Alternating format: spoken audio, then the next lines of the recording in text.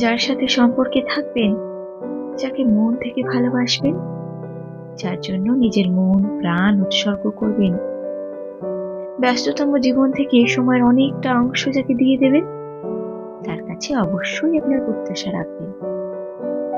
যাকে জীবনের এত কিছু দিয়ে দিচ্ছেন, তার কাছ থেকে নিজের অধিকারটুকু বুঝে নেবেন না? অবশ্যই নেবেন। এই বুঝে নেওয়াটা অন্যায় নয়, বরং আপনার আবেগ, অনুভূতি, সময়ের বিনিয়োগ ঠিক জায়গায় পড়েছে কিনা সেটা যাচাই করে নেওয়াটা আপনার দায়িত্বের মধ্যেই পড়ে।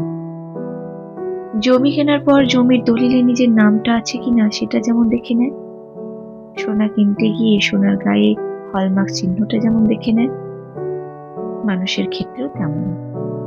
যার জীবনকে আপনি ভরাবেন, তার জীবনে আপনার গুরুত্ব কতটা সেটা পরখ করে দেখে নেওয়াটা জরুরি। আজকাল নিঃস্বার্থ বলে কিছু হয় না। মন বুঝে ভগবান পর্যন্ত দেন না, তার কাছেও হাত পেতে চাইতে হয়। মানুষ তো দূরের কথা, প্রত্যাশা না রাখলে সব দিতে দিতে একদিন আপনি সবে পরিণত হবেন। সেদিন আপনার পাশে কেউ থাকবে না।